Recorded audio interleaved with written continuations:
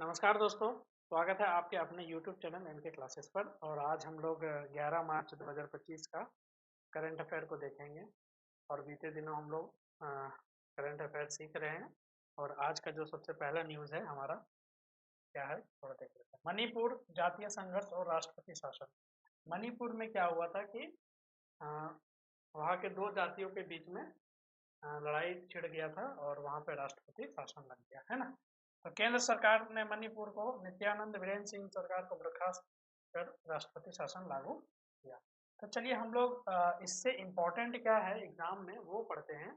ये तो न्यूज़ है आपका। स्टैटिक जीके में हम लोग का इम्पोर्टेंट क्या है एग्जाम के पर्सपेक्टिव से, तो ये हम लोग देखते हैं कि सबसे पहला इमरजेंसी जो भारत में आपातकालीन प्रावधान लगता है, इमरजेंसी प्रोविजन इन इंडिया, तो वो कब लगता है? भारत का संविधान संकट के समय ये देखो, संकट के समय देश की सुरक्षा और स्थिरता बनाए रखने के लिए इमरजेंसी प्रावधान की व्यवस्था करता है। ठीक है, जब भी किसी तरह से संकट आए उसका सुरक्षा के लिए, स्थिरता बनाने के लिए, मतलब अगर बैलेंस बिगड़ जाए किसी भी देश का, तो वो स्थिरता उसी को बोलते हैं कि स्थिरता बिगड़ जाए। तो ये कहाँ लिखा हुआ है? अनुच्छेद 352 से 360 के बीच में लिखा हुआ है इन सभी इमरजेंसी प्रोविजन। ठीक है, तो जो जो आर्टिकल इंपॉर्टेंट है वो भी हम लोग देखेंगे। तो ये जो प्रावधान है, युद्ध, आंतरिक अशांति या वित्तीय संकट के दौरान सरकार को विशेष शक्तियां प्रदान करती है। तो चलिए देखते हैं सब बारी बारी से कि क्या क्या होता है।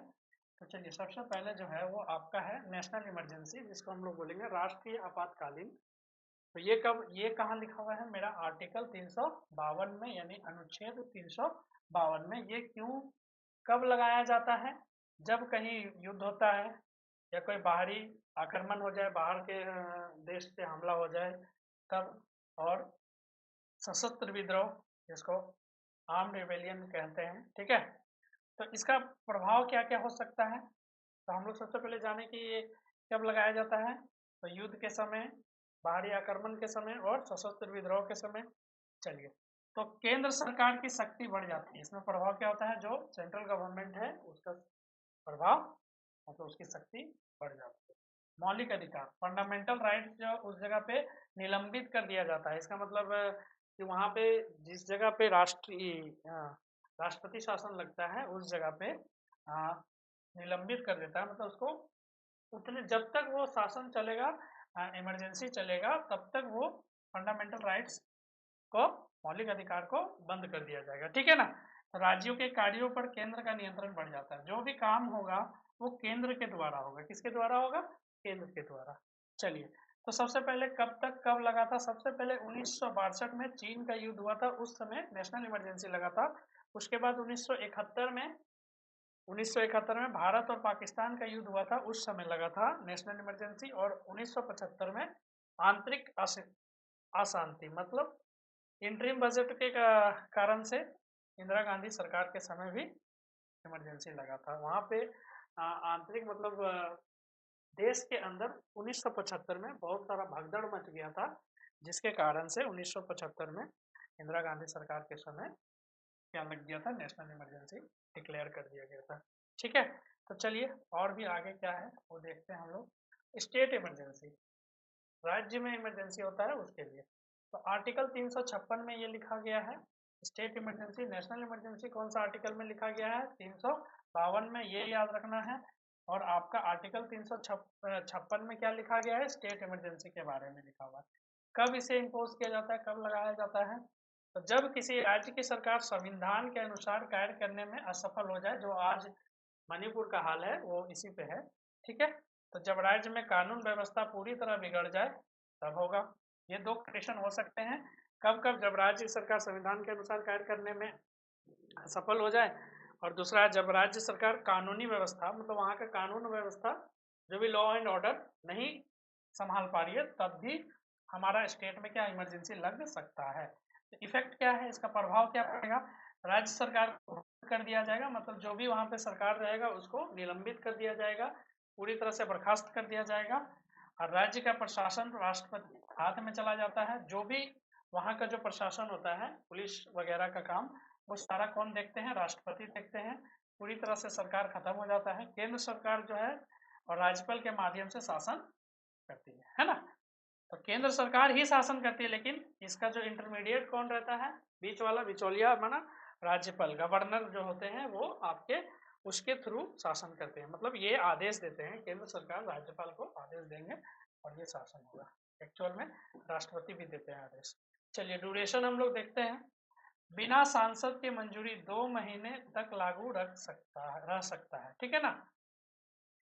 मतलब जो पार्लियामेंट है उसके भी मान लो अगर पार्लियामेंट मंजूरी नहीं दिया है तो मैक्सिमम कितना पीरियड तक रख सकते हैं हम लोग स्टेट इमरजेंसी, 2 महीने तक। अगर पार्लियामेंट की स्वीकृति के बाद अधिकतम 3 साल तक बढ़ाया जा सकता है। अगर पार्लियामेंट और भी इसको एक्सटेंड करना चाहे तो वो कब, और परमिशन देने के बाद 3 साल तक बढ़ा सकते हैं हम लोग। कितने साल तक बढ़ा सकते हैं, 3 साल तक। अच्छा, कब और कहाँ कहाँ लगा था थोड़ा ये भी देख लें।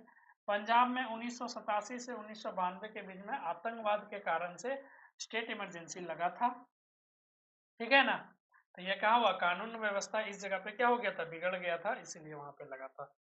बिहार में राजनीतिक स्थिरता बिगड़ गया था, उथल पुथल हो गया था, मतलब सरकार पलट गया था, जिसके तरफ बहुमत होना चाहिए वो गिर गया था, इसलिए 2005 में आपका बिहार में लगा था। कर्नाटक में 2019 में लगा था सरकार गिरने के कारण। अच्छा चलिए, आप हमें कमेंट में बताइएगा झारखंड में कितने बार ये स्टेट इमरजेंसी लगा है सरकार गिरने के बाद। ऐसा आप लोग कमेंट में जरूर बताइएगा, ताकि आप लोग को भी कॉन्सेप्ट याद रहे कि हम पढ़ क्या रहे हैं।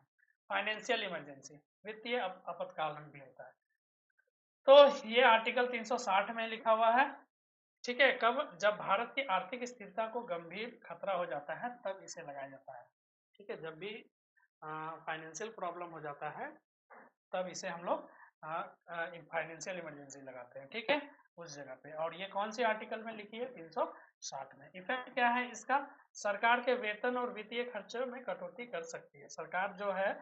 इसमें क्या हो सकता है, प्रभाव क्या पड़ेगा, जो भी सरकारी कर्मचारी है उनका सैलरी घट सकती है, क्योंकि अगर फाइनेंशियल इमरजेंसी से अगर छुटकारा पाना है तो ये सब ऑप्शन है, तो ये करना पड़ेगा। और वित्तीय खर्चों में जो भी फाइनेंशियल खर्चे होते हैं उस पर कटौती किया जा सकता है, ये कारण है।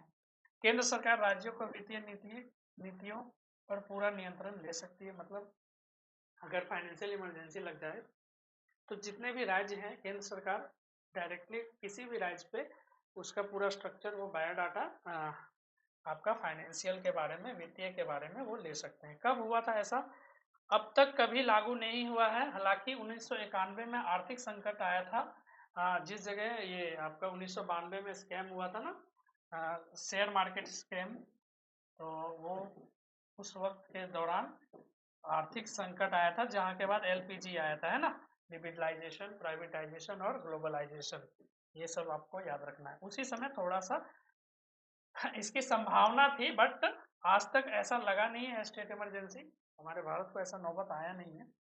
चलिए नेक्स्ट हम लोग आर्टिकल 356 के बारे में थोड़ा देख लेते हैं और एडमिनिस्ट्रेशन, उत्तरी पूर्व राज्य में प्रशासन क्या है। उत्तर पूर्व राज्य जैसे असम, मणिपुर, नागालैंड, अरुणाचल प्रदेश आदि राजनीतिक अस्थिरता और विद्रोह के कारण कई बार 356 के तहत राष्ट्रपति शासन में आ चुके हैं। मतलब जो नॉर्थ ईस्टर्न स्टेट है हमारे, जिसे सातों बहन बोलते हैं, है ना, तो उस वो जो है आपका, उसमें बहुत बहुत सारा कारण से बार बार वहाँ पे क्या होता है कि ये इमरजेंसी लग जाता है हर बार। तो आर्टिकल 356 के तहत वो बार बार लग जाता है।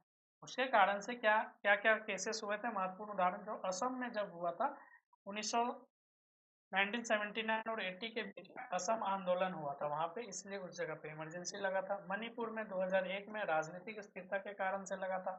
नागालैंड में 1975 से 1975 में और 1998 में उग्रवाद के मतलब आतंकवादी के चलते हुआ था। अरुणाचल प्रदेश में सरकार गिरने के संकट में हुआ था। तो इसके लिए स्पेशल विशेष व्यवस्था, मतलब इन जो राज्य हैं ईस्टर्न स्टेट, उसके लिए हमारे केंद्र ने अलग ही प्रावधान उसके लिए दिए गए हैं। क्या, इसके 6 शेड्यूल में ये है, असम, मेघालय, त्रिपुरा और छठी अनुसूची में लिखा हुआ है ना, मिजोरम में स्वायत्त जिला परिषदें हैं, तो वहाँ के अपना अपना, जैसे जिला परिषद कहने का मतलब वहाँ पे लोग अपने कल्चर के अनुसार से बना के रखे हुए हैं कि जिसका जैसा कल्चर है वैसा वहाँ पे कार्य होता है। ये छठी अनुसूची में ऐसा लिखा हुआ है और इन लोगों को स्पेशल मिला हुआ है, विशेष व्यवस्था मिली गई है। तो अनुच्छेद 371 ए और 371 एच, ए से एच, नागालैंड, मणिपुर, अरुणाचल प्रदेश आदि को विशेष, यहाँ भी वही बात है कि सबको ये जो मिला है ये 6 शेड्यूल है, ये शेड्यूल 6 में यही आर्टिकल आते हैं कि कौन सा अनुच्छेद में ऐसा लिखा है। एक AFSPA होता है जो सशस्त्र बल विशेषाधिकारी अधिनियम है, जो उत्तरी पूर्वी सेना के लिए विशेष शक्तियां प्रदान देती है, ठीक है ना। तो AFSPA के कारण से यहाँ पे जो छठी अनुसूची, ये जितने सातों वहाँ पे राज्य हैं उन सभी पे अलग से मतलब एक्स्ट्रा मिलिट्री पावर वहाँ पे रहते हैं, ठीक है। चलिए नेक्स्ट हम लोग, मणिपुर में राष्ट्रीय राजमार्ग अवरोध हुआ है ना, तो मणिपुर में NH2 और NH37 हिस्सा के कारण अवरुद्ध हुआ। तो चलिए हम लोग ये तो न्यूज़ था, हमारा न्यूज़ है, इसके में हम लोग क्या क्या पढ़ना है वो देखना है। अभी तक हम लोग जो जो सीख रहे हैं वो बहुत ही इम्पोर्टेंट है एग्जाम के लिए, तो आप लोग कृपया करिए कि थोड़ा ध्यान से पढ़िएगा, है ना। चलिए नेक्स्ट है, हमको आखिर हाईवे के बारे में दिया हुआ है, राजमार्ग के बारे में, तो हम लोग को क्या क्या इम्पोर्टेंट है वो देख लेते हैं एग्जाम के पर्सपेक्टिव से। तो देखते हैं कि जो मेजर हाईवे है इंडिया का और नॉर्थ ईस्टर्न स्टेट का, वो हम लोग देखते हैं ना। तो भारत का सड़क नेटवर्क दुनिया में सबसे बड़ा नेटवर्क में से एक है। इसमें राष्ट्रीय राजमार्ग को हम लोग NH नेशनल हाईवे बोलते हैं, स्टेट हाईवे को हम लोग बोलते हैं राज्य राजमार्ग और एक्सप्रेस वे शामिल है। वही उत्तर पूर्वी नॉर्थ ईस्टर्न वाले, जो वही सातों बहन वाले कहानी कौन कौन है, आप लोग हमको कमेंट में जरूर बताइएगा। जैसे अरुणाचल प्रदेश, आसाम से ये सब है, जितने हैं वो सब हमें बताइएगा। भारत अपनी पहाड़ियों, नदियों और घने जंगलों के कारण अद्वितीय भौगोलिक स्थिति रखता है, ठीक है ना। तो चलिए हम लोग देखते हैं कि कौन सा रोड इम्पोर्टेंट है। आपका मेजर नेशनल हाईवे कौन कौन है। देखिए राष्ट्रीय राजमार्ग का महत्व और देख लेते हैं। सुविधा, ये जो राज्य है, ये जो हाईवे है नेशनल हाईवे, ये सारे स्टेट को कवर करती है, इधर से या फिर कहीं से भी मेल जोल रखने के लिए। तो संपर्क राज्यों और शहरों को जोड़ता है, क्या करता है, पहला इसका जो इम्पोर्टेंस है वो राज्य और शहर को जोड़ता है। नेशनल हाईवे क्या करता है, राज्य और शहर को जोड़ता है। आर्थिक विकास करता है ना, व्यापार और यातायात के लिए महत्वपूर्ण है। आर्थिक विकास करता है, कोई भी सामान अगर कलकत्ता से दिल्ली जाना है तो हमारे GT रोड है, उसके लिए तुरंत जो सामान यहाँ प्रोड्यूस कलकत्ता में होता है वो दिल्ली पहुंचता है, जो दिल्ली में होता है कलकत्ता में पहुंचता है। तो ये आर्थिक विकास होता है ना। सुरक्षा सामरिक महत्व, सेना और आपूर्ति के लिए भी जरूरी है, सेना के लिए भी, क्योंकि रोड अच्छा रहना चाहिए, इसी तरह से प्रॉब्लम ना आए। तो हम लोग ये देख लेते हैं कि टॉप नेशनल हाईवे कौन कौन है, टॉप नेशनल हाईवे कौन कौन है। तो देखिए यहाँ पे देख रहे हैं हम लोग राष्ट्रीय राजमार्ग, उसका रूट देखेंगे, लंबाई कितना है। देखिए सबसे पहले जो सबसे लंबा है वो मेरा NH44 है। क्या है, NH44, जो श्रीनगर से लेकर कन्याकुमारी तक फैली हुई है ना। तो इसका जो लेंथ है ये 4112 किलोमीटर है। और NH27 है, पूर्वी भारत में है, जो गुजरात और असम को जोड़ता है, गुजरात से सीधा असम। तो ये 3507 किलोमीटर है, ठीक है ना। तो ये याद जरूर रखिएगा, ये डाटा डायरेक्टली पूछ लिया जाता है एग्जाम में। NH48 दिल्ली, मुंबई, चेन्नई को जोड़ता है और ये 2807 किलोमीटर है। NH19 दिल्ली, कलकत्ता, जिसको आज हम लोग GT रोड बोलते हैं, जो 1465 किलोमीटर है। इसका पहले NH2 था, नाम बदल के अब हो गया NH19, ये भी इम्पोर्टेंट है क्योंकि इस पे नाम चेंज हुआ है। NH16 Calcutta, Chennai 1711 kilometre. NH66 Mumbai से लेकर कन्याकुमारी, इसको हम कोस्टल रोड बोलते हैं। कन्याकुमारी कोस्टल रोड किसे बोलते हैं, ये देखिए, ये जो है ना साइड में जो है ये आपका भारत का जो ये पार्ट है ना, जो समुद्र से या पानी से, तो वैसे में मुंबई से लेकर कन्याकुमारी के बीच में जो रोड बना हुआ है उसको हम लोग 1622 किलोमीटर है वो, और इसे कोस्टल रोड कहते हैं। तो ये आपका जो कुछ बहुत इम्पोर्टेंट रूट था वो हमने बताया, ठीक है। चलिए नेक्स्ट हम लोग क्या याद हमको इसमें एग्जाम के प्रोस्पेक्टिव में क्या याद रखना है वो हमने आज लिखा है। सबसे लंबा राजमार्ग, सबसे लंबा राजमार्ग कौन है? NH-44 जो श्रीनगर से लेकर कन्याकुमारी तक है। अच्छा, सबसे छोटा राजमार्ग कौन है भाई? ये तो सबसे नेशनल हाईवे सबसे छोटा कौन है? तो NH-118 जो झारखंड में है और ये जमशेदपुर इलाके में पाया जाता है। थोड़ा आप लोग देखिएगा, है ना। NH-118 झारखंड में है, 5 किलोमीटर का ही मात्र हाईवे है। अब सोच लो 5 किलोमीटर का मात्र हाईवे है, तो सबसे छोटा ये क्वेश्चन बन सकता है एग्जाम में, बहुत ज्यादा चांसेस। गोल्डन क्वाड्रिलेटरल, इसको स्वर्णिम चतुर्भुज, 4 बड़े शहरों को जोड़ने का वाला राजमार्ग को हम लोग गोल्डन क्वाड्रिलेटरल, जैसे दिल्ली, मुंबई, चेन्नई, कलकत्ता का नेटवर्क है, उसे हम लोग गोल्डन क्वाड्रिलेटरल बोलते हैं। एग्जाम में डायरेक्टली पूछ लिया जाएगा, है ना। तो ये आपको याद रखना है। ईस्ट वेस्ट कॉरिडोर, जिसके पूर्वी पश्चिम कॉरिडोर बोलते हैं, क्या बोलते हैं? पूर्वी पश्चिमी कॉरिडोर। हाँ, ये सिलचर जो असम में है और पोरबंदर जो गुजरात में है उसको मिलाता है, जो अभी बताए थे। क्या था आपका, कहाँ से कहाँ था? NH जो आपका गुजरात से लेकर असम तक था, ये वाला अपना NH-27, ठीक है ना। तो वो आपका पोरबंदर और सिलचर के बीच में है। नॉर्थ साउथ कॉरिडोर जो उत्तर दक्षिण कॉरिडोर है, जो श्रीनगर से कन्याकुमारी तक है। तो ये चारों बात याद रखना है, एग्जाम में डायरेक्ट पूछ लीजिएगा। ईस्ट वेस्ट कॉरिडोर किससे बोलते हैं भाई? तो इसका कहाँ से कहाँ तक है? तो ये ऑप्शन में रहेगा, असम से लेकर गुजरात तक है। आपका नॉर्थ साउथ कॉरिडोर कहाँ से कहाँ तक है, ये ऑप्शन रहेगा, आपको ये बताना है। चलिए नेक्स्ट हम लोग बढ़ते हैं। उत्तर पूर्वी राज्यों को भौगोलिक स्थिति, मतलब इसका जो ज्योग्राफिकल फीचर्स है वो थोड़ा देख लेते हैं क्या है। 7 सिस्टर +1, जैसे कौन कौन है 7 सिस्टर? असम, अरुणाचल प्रदेश, मणिपुर, मेघालय, मिजोरम, नागालैंड, त्रिपुरा और एक सिक्किम को जोड़ दिया है।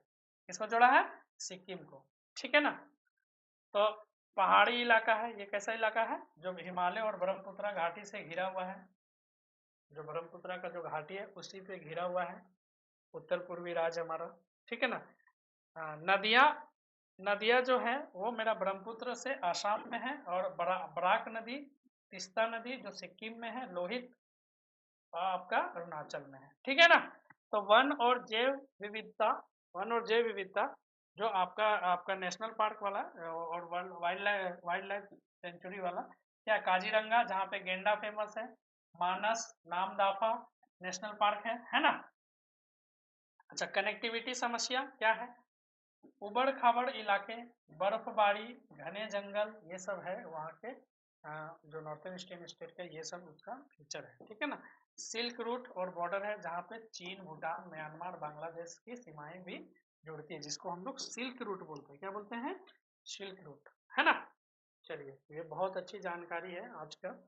चलिए नेक्स्ट हम लोग आपको एग्जाम में क्या याद रखना है, आज हमने एक अच्छा चीज डाला है।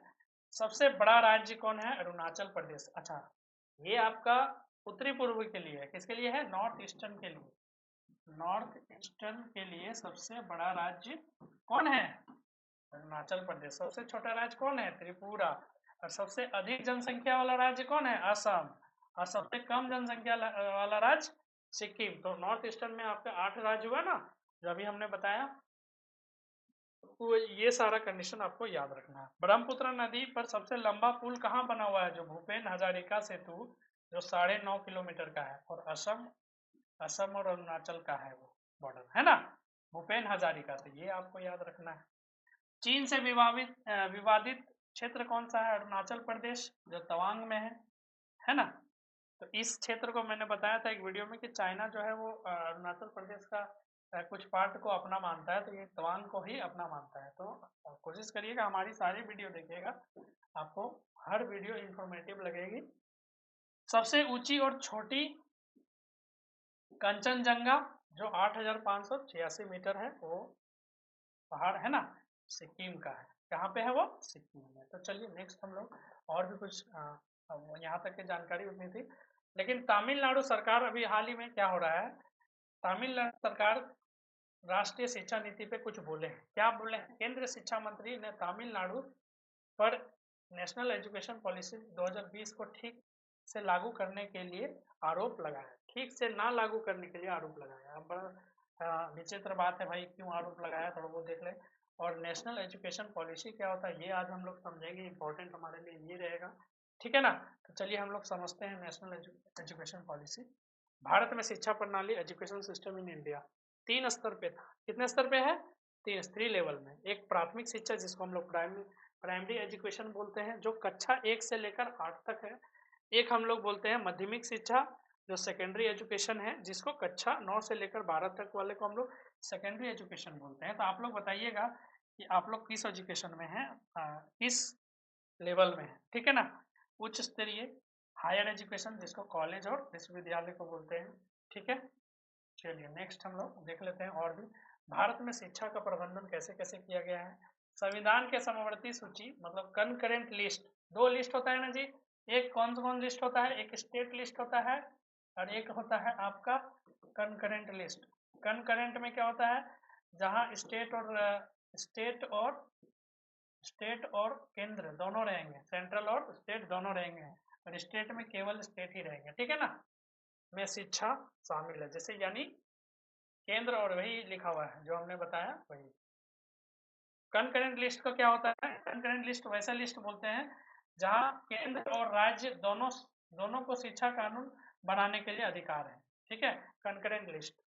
और ये केवल शिक्षा के लिए नहीं, बहुत ऐसा चीज है जो कनकरेंट होता है। कनकरेंट का मतलब दोनों, या तो केंद्र भी उस पर हस्तक्षेप कर सकता है और राज्य भी, दोनों मिलकर ही डिसीजन ले सकते हैं किसी के बारे में भी, अगर वो कनकरेंट है तो। जैसे अभी इस जगह पे मेरा शिक्षा का बात हो रहा है तो शिक्षा कनकरेंट है, और शिक्षा का जो डिसीजन है आपका राज्य और केंद्र दोनों मिलकर लेते हैं।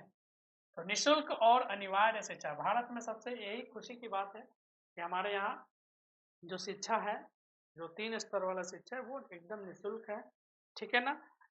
अब लोग प्राइवेट में पढ़ाते हैं वो अलग सी बात है, लेकिन सरकार की तरफ से वो निःशुल्क है, ठीक है।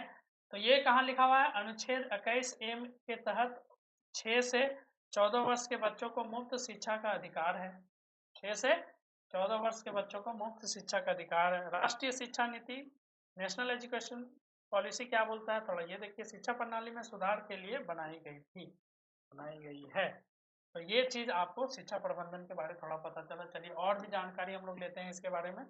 मुख्य शैक्षिक बॉडी क्या है, निकाय क्या है, थोड़ा देखते हैं। जैसे यूजीसी नाम तो सुने ही आप लोग, जिसको यूनिवर्सिटी ग्रांट कमीशन बोलते हैं।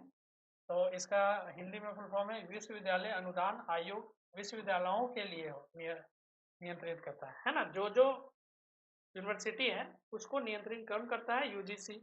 एनसीईआरटी पूरा फुल फॉर्म पढ़ लीजिएगा, स्कूल शिक्षा के लिए पाठ्यक्रम बनाता है, जो भी स्कूली शिक्षा होता है 10th 12th तक, उसके लिए ये किताब बनाती है एनसीईआरटी, है ना। आप लोग ये हमें बताइए कि एनसीईआरटी कितने राइटर लिख के बनाते हैं, तो ये थोड़ा बताइए। एआईसीटी, तो आजकल यूजीसी और एआईसीटी अप्रूवल, जो एआईसीटी है इंजीनियरिंग और तकनीकी शिक्षकों के नियमन करता है ना। तो एआईसीटी जो है क्या करता है, इंजीनियरिंग और, आपको याद रखना है अखिल भारतीय तकनीकी शिक्षा परिषद, AICT, all India council training education, ठीक है। तो नैक, एक नैक है। नैक क्या है, राष्ट्रीय मूल्यांकन जो उच्च शिक्षा संस्थानों में रैंकिंग देता है। नैक क्या देता है जी, आज से आप लोग याद रखिएगा, अगर आप किसी भी कॉलेज में एडमिशन लेते हो किसी भी तरह से, तो आप उसका नैक रैंकिंग देख लेना, आपको कॉलेज के बारे में पता चल जाएगा। उच्च शिक्षा संस्थानों के बारे में वो रैंकिंग प्रदान करता है, नैक रैंकिंग, ठीक है ना। कहीं के लिखा होता है नैक प्लस, ये सब देख लेना, जैसा कि नैक प्लस इसलिए रखा था, लिखा जाता है ताकि वो नैक से सर्टिफिकेट लिया हुआ रहता है, ठीक है। तो चलिए हम लोग और भी आगे बढ़ते हैं और राष्ट्रीय शिक्षा नीति के बारे में थोड़ा पढ़ते हैं, और ये क्यों लागू की गई थी, वाई इज इट इम्प्लीमेंटेड। तो ये हम लोग देखते हैं 34 साल बाद बदलाव आया था, 1986 के बाद पहली बार अपडेट हुआ था, है ना, जब नेशनल एजुकेशन पॉलिसी 2020 में आया था। अब बताओ, इतने पुराने समय से हमारे भारत में वही शिक्षा चल रही है जो आज तक बदला नहीं था, जो 2020 में अपडेट आया, क्या आया। तो ये क्वेश्चन बन सकता है, कितने साल बाद बदलाव आया था, 34 साल बाद। गुणवत्तापूर्ण शिक्षा और व्यवसायिक कौशल को बढ़ावा, डिग्री प्रणाली, स्कूल शिक्षा में बदलाव, ये सब में क्या हुआ, जरा हाई प्रायोरिटी वाला एजुकेशन देना, और व्यवसायिक मतलब वैसे एजुकेशन जो जिससे कुछ आदमी अर्न भी कर सके, है ना, कमा सके। डिग्री प्रणाली स्कूल शिक्षा में बदलाव, चलिए हम लोग देखते हैं और भी इसके लिए की हाईलाइट क्या है, मुख्य विशेषताएं क्या है। 10+2 प्रणाली हटाकर, जो पहले 10 10+2 रहता था उसे हटाकर अब कितना कर दिया गया है, 5 3 और 4, मतलब 5 3 8 3 11 और 4 15 प्रणाली लागू है। ठीक है ना। इस इतने स्टेज में 5 साल का जो है, नर्सरी से कक्षा 2 वाले को 5 साल की उम्र, 5 साल वाले के बात है। और प्रिपरेटरी स्टेज जो 3 साल में चले गए हैं ना जो बच्चे, उसके लिए कक्षा 3 से 5 तक है। उसके बाद मिडिल स्टेज जो 3 साल का है, कक्षा 6 से 8, सॉरी मैंने यहाँ, हाँ 3 साल बोल दिया, 3 साल तक है। तीसरा, चौथा और पांचवा उसके लिए है ये 3 से 5। 5 साल का है नर्सरी, LKG, UKG 1 2, ये सब है 5 साल का कोर्स है। तो ये 5 साल में, 3 साल में कौन है आपका, जिसको हम लोग प्रीपेटरी स्टेज बोलते हैं। डायरेक्ट क्वेश्चन आ जाएगा, प्रीपेटरी स्टेज में कितना साल होता है, मिडिल स्टेज में कितना साल होता है, सेकेंडरी स्टेज में कितना साल होता है, ये देखना है। तो सेकेंडरी स्टेज जो है 4 साल का है, 9वीं से लेकर 12वीं तक को आज हम लोग सेकेंडरी स्टेज बोल रहे हैं, है ना। तो ये जो कितने तरीके से बांटा गया है, 4 तरीके से बांटा गया है, 5 3 3 और 4 तरीके से, ठीक है ना। तब हम लोग क्लास 12 की परीक्षा पढ़ाई पूरी हो जाएगी। मल्टी एंट्री एग्जिट सिस्टम है, यहाँ पे क्या है, मल्टी एंट्री, बहुत सारा एंट्री है और एग्जिट है। जैसे 1 साल बाद सर्टिफिकेट मिलता है, 2 साल बाद डिप्लोमा होता है, आपका 3 साल बाद डिग्री कंप्लीट होता है, और 4 साल बाद रिसर्च वाले जितने ऑनर्स पेपर होते हैं अब 4 साल के कर दिए गए हैं। जैसे ग्रेजुएशन वगैरह जो 3 साल के पहले होते थे, और अब कितना कर दिए बढ़ा के, 4 साल का। ठीक है, चलिए नेक्स्ट हम लोग और भी क्या है, सभी कक्षाओं में मातृभाषा क्षेत्रीय भाषा का बढ़ावा दिया गया है। जैसे आपको आपके क्षेत्र में जो भाषा इंपॉर्टेंट है उस भाषा की भी पढ़ाई होगी आपके स्कूल में। एकत्रित, अब एक CUT आया है जो विश्वविद्यालय को इम्पोर्टेंट है, कि बिना CUT दिए हुए आपको विश्वविद्यालय में एडमिशन नहीं होगा, है ना। उच्च शिक्षा में प्रवेश सामान्य विश्वविद्यालय जो है CUET है। ठीक है। और चलिए तकनीक, वोकेशनल एजुकेशन को बढ़ावा, कक्षा 6 से ही व्यावसायिक प्रशिक्षण अनिवार्य है। कक्षा 6 से वोकेशनल चालू हो जाता है, बताया जाता है वहाँ पे। शिक्षा में डिजिटलाइजेशन, ऑनलाइन शिक्षा को बढ़ावा देना है, ये बहुत इंपॉर्टेंट है जो आज हम लोग पढ़ रहे हैं, आज हमें देख रहे हैं। तो ये ऑनलाइन शिक्षा है। ठीक है। E-लर्निंग प्लेटफॉर्म है जो सरकार के द्वारा है, सव्याम, दीक्षा, ये सब प्लेटफॉर्म है। आप ये सब वेबसाइट खोल सकते हैं जाके, डायरेक्ट वेबसाइट है, सरकारी वेबसाइट है। और नेशनल डिजिटल लाइब्रेरी, शिक्षक प्रशिक्षण, जैसे B.Ed 4 साल का किया गया है, शिक्षकों के लिए समय समय पर ट्रेनिंग अनिवार्य है। ठीक है ना, ये सब इम्पोर्टेंट है आपका NEP 2020 में। तो राज्यों की भूमिका, कौन, role of state in education, शिक्षा राज्यों और केंद्र दोनों के तहत आती है। जैसे हम लोग बताएं अभी कंकरेंट लिस्ट में आता है ना। हर राज्य का अपना शिक्षा बोर्ड होता है, जैसे UP board, Jharkhand board, Bihar board, CBSE board, Delhi board, ICSE board, ये सब अपना अपना बोर्ड होता है। मिड डे मील चलाया जाता है, बच्चों को खाना दिया जाता है बीच में, रिसेस के समय। जो सरकारी स्कूल में बच्चों को मुफ्त में भोजन दिया जाता है ना, 8वां क्लास के बच्चे तक को मुफ्त में खाना मिलता है ना। चलिए सरकारी योजनाएं, गवर्नमेंट स्कीम फॉर एजुकेशन, बहुत सारा स्कीम आता है जो गवर्नमेंट स्कीम होता है एजुकेशन के लिए, है ना। तो आप लोग हमको कमेंट में बताइएगा कि क्या क्या स्कीम है एजुकेशन के लिए। समग्र शिक्षा अभियान, जैसे अभी बताया हमने, और भी आप लोग बताइएगा। स्कूली शिक्षा सुधार, राष्ट्रीय उच्च स्तरीय रूषा जिसको बोलते हैं, कॉलेज और विश्वविद्यालयों की मदद के लिए प्रधानमंत्री ने E-विद्या योजना ऑनलाइन शिक्षा को बढ़ावा दिया है। E-विद्या योजना प्रधानमंत्री की तरफ से आया है। तो ये आपका रोल का है। तो महत्वपूर्ण तथ्य क्या है जो आपके एग्जाम में आपको याद रखना है, सबसे ज्यादा साक्षरता दर वाले एजुकेशन सबसे ज्यादा कहाँ पाया जाता है, केरल में। इसीलिए तो साउथ वाले आज लड़ाई कर रहे हैं ना, वो इसके लिए थोड़ा याद करिए। मैं थोड़ा प्रीवियस डे में करंट अफेयर में बताया था, आपका सांसद वाले जो सीट हैं लोकसभा वाले क्षेत्र के लिए लड़ाई किए थे, ताकि जिधर वो तो पॉल्यूशन के, सॉरी पॉपुलेशन के कारण से लिया जाता है, आपका लोकसभा का सीट बांटा जाता है। तो यहाँ पे सबसे ज़्यादा लोग पढ़े लिखे हैं, तो लोग चाहते हैं कि जितनी कम संख्या हमारे बाल बच्चे हों तो उतने ज़्यादा अच्छा है। सबसे कम साक्षरता वाला बिहार है, बिहार सबसे नीचे कम में बिहार 61.8%। शिक्षा पर सबसे ज़्यादा खर्च करने वाला राज्य कौन है? महाराष्ट्र है, जो शिक्षा पे ज़्यादा खर्च करता है। सब भारत का सबसे पुरानी यूनिवर्सिटी नालंदा यूनिवर्सिटी, जो 5वीं शताब्दी से चालू है, 5th सेंचुरी से। तो ये सब आपको एग्जाम के पर्सपेक्टिव से याद रखना है। चलिए नेक्स्ट हम लोग दिल्ली में इलेक्ट्रिक वाहन आया, नीति आया है ना, इलेक्ट्रिक जो व्हीकल होते हैं ईवी। दिल्ली सरकार में ईवी 2.0 नीति का अंतिम रूप दिया है। इसका वर्जन 2.0 है, जिसका लक्ष्य 2027 तक 95% इलेक्ट्रिक व्हीकल अपनाना है। दिल्ली में अब ये सरकार कर दी है। तो चलिए हम लोग इलेक्ट्रिक वाहन से जुड़े हुए कुछ तथ्य कर लेते हैं कि क्या क्या तथ्य है। तो ये तथ्य आपका भारत में इलेक्ट्रिकल वाहन की नीति जो आया है वो हम लोग पढ़ लेंगे, और फेम योजना क्या होता है वो हम लोग पढ़ लेंगे। तो भारत में इलेक्ट्रिक वाहन क्रांति क्यों जरूरी है, चलिए ये देखते हैं। पर्यावरण संरक्षण के लिए है सबसे पहला, ईंधन पर निर्भरता कम करना है। इसका मतलब जो हम लोग पेट्रोल डीजल पे हम लोग ज़्यादा डिपेंडेंट रहते हैं किसी भी काम के लिए, पेट्रोल डीजल जैसे यहाँ से वहाँ जाना है तुरंत पेट्रोल वाली काम आ जाती है। आधुनिक टेक्नोलॉजी अपनाना है, ठीक है। रोजगार स्टार्टअप को बढ़ावा देना है। तो ये सब इम्पोर्टेंट है आपका। क्यों इम्पोर्टेंट है? क्योंकि इलेक्ट्रिक व्हीकल के लिए जैसे आपका पर्यावरण सुरक्षा के लिए क्या है, पेट्रोल डीजल के मुकाबले ईवी जो है वो बहुत कम प्रदूषण करती है ना। उसी तरह भारत में अपनी तेल आयात लागत बचा सकता है। जो भारत आप इलेक्ट्रिक सामान यूज करोगे तो तेल से रिलेटेड तो कम खर्च होगा ना। आधुनिक टेक्नोलॉजी, स्वच्छ ऊर्जा, स्मार्ट परिवहन की और कदम, है ना। तो रोजगार स्टार्टअप को बढ़ावा देना, ईवी मैन्युफैक्चरिंग और चार्जिंग इंफ्रास्ट्रक्चर में भी नए अवसर है। तो आप कोई पैसे वाले हैं तो अभी बैटरी वाले जो आपका जो पेट्रोल पंप होता है उसका बैटरी वाले लगा ले, वो ज़्यादा इंपॉर्टेंट है आज के दिन। ये है ट्रेंड है, अभी ट्रेंड चालू हुआ है, ठीक है ना। भारत का इलेक्ट्रिक वाहन जो नीति है वो थोड़ा राष्ट्रीय इलेक्ट्रिक वाहन नीति, नेशनल इलेक्ट्रिक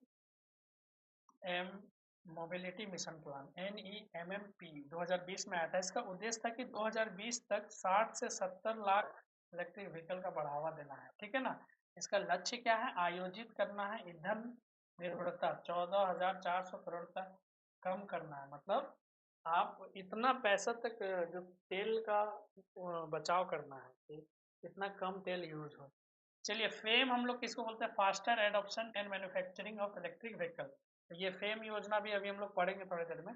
भारत सरकार द्वारा इलेक्ट्रिक व्हीकल को बढ़ावा देने के लिए मुख्य योजना क्या क्या लॉन्च है? ये जो फेम है उसके बारे में पढ़ रहे हैं। तो इसका लॉन्च कब हुआ था? 2015 में। 2 चरणों में लागू किया गया, फेम 1 और फेम 2। फेम 1 जो 2015 से 2019 तक है, और फेम 2 2019 से लेकर 2024 तक है।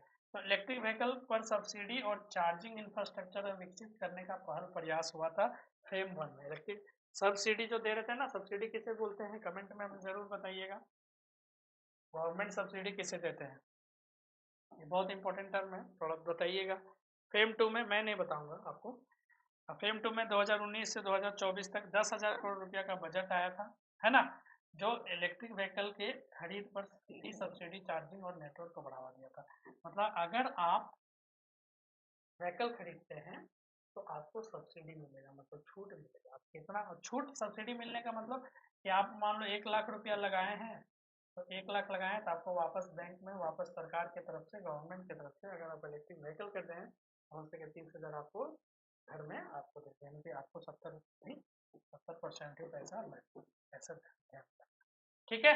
तो चलिए ये था आपका सब्सिडी। फेम 2 योजना का विशेषताएं देख लेते हैं। जो इलेक्ट्रिक वाले जो गाड़ी होते हैं या व्हीकल होते हैं पर सीधी सब्सिडी जो दो पहिया 3 पहिया बस और कारों के लिए वित्तीय सहायता के लिए दिया गया था। जो ये इसलिए दिया था ताकि लोग इसके पीछे भागे, क्योंकि जब तक ऑफर ना मिलता है ना, डीओ क्यों आया था? ऑफर के कारण से ही फैला, फ्री में दे के हिचका दिया हम लोग, है ना। तो चार्जिंग इंफ्रास्ट्रक्चर का विकास हुआ था, पूरे देश में इलेक्ट्रिक व्हीकल चार्जिंग स्टेशन स्थापित किए जा रहे हैं।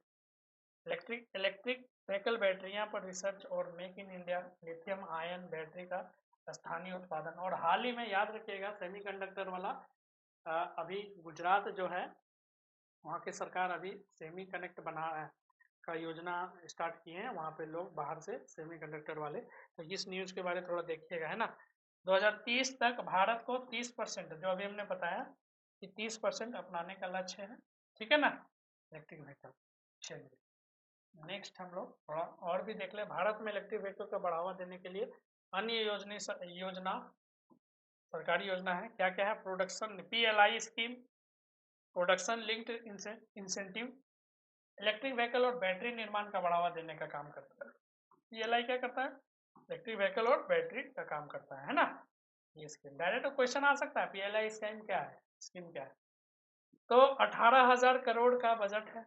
क्या है? 18,000 करोड़ का। राज्यों में इलेक्ट्रिक नीतियां हैं, जो इलेक्ट्रिक व्हीकल पर दिल्ली, महाराष्ट्र, तमिलनाडु जैसे राज्यों में इलेक्ट्रिक व्हीकल खरीद पर छूट और टैक्स लाभ दे रहे हैं। तो हमने बताया सब्सिडी यही समझ लो इसे। ग्रीन टैक्स में छूट, इलेक्ट्रिकल वाहनों को रोड टैक्स, रजिस्ट्रेशन शुल्क में मिल रहा है, ये सब कुछ लगाना नहीं पड़ रहा है। तो रोड टैक्स और रजिस्ट्रेशन बहुत चार्ज लगते हैं, तो वो चार्ज से बचेंगे। तो नेक्स्ट चलिए, महाराष्ट्र बजट आया है हाल ही फिलहाल में। तो महाराष्ट्र ने 7 लाख करोड़ का बजट पेश किया है, जिसमें औद्योगिक वृद्धि हुआ है, रोजगार सृजन और वित्तीय अनुशासन पर ध्यान दिया गया है। तो इसका वो कोई खास नहीं, स्टेट वाले हैं, तो आप देख लीजिएगा कि क्या क्या पे ज़्यादा ध्यान दिया है। तो ये याद रखना है, 7 लाख करोड़ का बजट पेश किया है। वीडियो ज़्यादा लंबा हो जाएगा, इसलिए बजट के बारे में हमने एक सेपरेट वीडियो बनाएंगे, उस वक्त आपको सब कुछ बताया जाएगा। नेक्स्ट है ICC।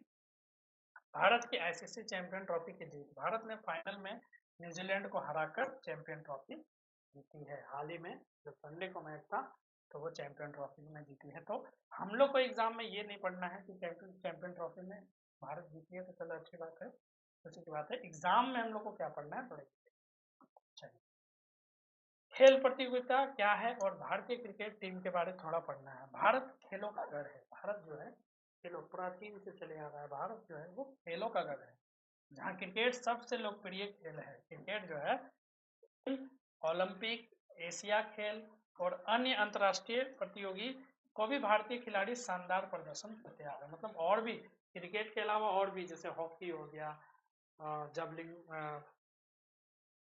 थ्रो वाला में भी बहुत सारे प्रतियोगिता में लोग भाग ले रहे हैं भारत, और सब में अच्छा प्रदर्शन कर रहे हैं। खुशी की बात यह है। तो कुछ हमने लिस्ट दिया है जो मेजर वाले हैं प्रतियोगिता, जैसे ओलंपिक, इसके अंदर बहुत सारा खेल रहता है, ठीक है ना।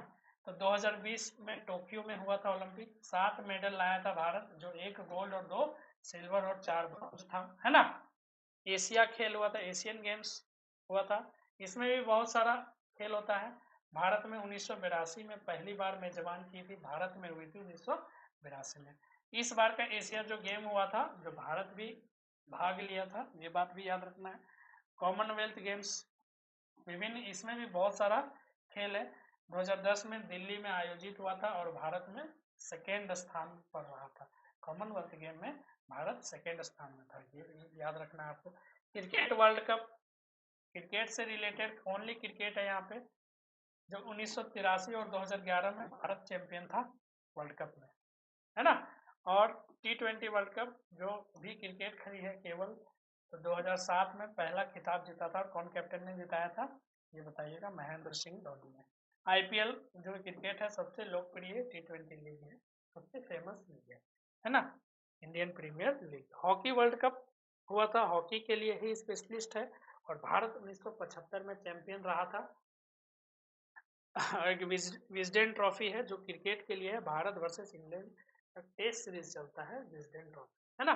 तो एक और है थॉमस कप, जो बैडमिंटन के लिए है, जो 2022 में भारत पहली बार चैंपियन बना, ठीक है। ये सब आपको याद रखनी है।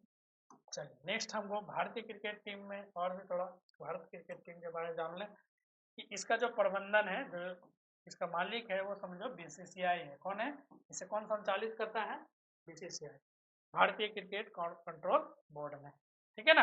पहला अंतर्राष्ट्रीय मैच कब खेला गया, 1932 में इंग्लैंड के खिलाफ खेला है ना। भारत जो है 1932 में इंग्लैंड के खिलाफ खेला था। और सबसे सफल कप्तान अब तक माना जाता है कौन, किसे, महेंद्र सिंह धोनी को, जो 2 बार वर्ल्ड कप जिताए हैं, 2007 में T20 वर्ल्ड कप और 2011 में हाँ आपका वर्ल्ड कप और 2013 में चैंपियन ट्रॉफी जिताई। और हाल ही में अभी चैंपियन ट्रॉफी भारत ने जीता है। इस कप्तान वर्तमान कप्तान कौन है? रोहित शर्मा। कौन है? रोहित शर्मा। ठीक है। भारत के क्रिकेट वर्ल्ड कप जीत विक्ट्री क्या क्या 1983 में कपिल देव की कप्तानी में जीता था। किसे हराया था? ये इंपॉर्टेंट है। वेस्ट इंडीज को हराया था। 2011 में एम एस धोनी की कप्तानी में जीता था। किसे हराया था? श्रीलंका को। 2007 में वर्ल्ड कप जीता था धोनी की कप्तानी में, तो किसे हराया था? पाकिस्तान को हराया था। ये बहुत इंपॉर्टेंट है। और चलिए दोस्तों, आज के जितने भी करंट अफेयर थे हमने सारे करंट अफेयर को स्टैटिक जीके की तरह बताया है। और आशा करता हूँ कि आप सभी को ये करंट अफेयर बहुत ही पसंद आया हो। तो प्लीज़ इस करंट अफेयर को लाइक, शेयर और सब्सक्राइब कर दीजिए। और चैनल को भी सब्सक्राइब करिए ताकि अपने दोस्तों को और अपने नज़दीकी को शेयर करिए, वो सब भी इसका लाभ उठा पाए। चलिए, धन्यवाद। Thank you.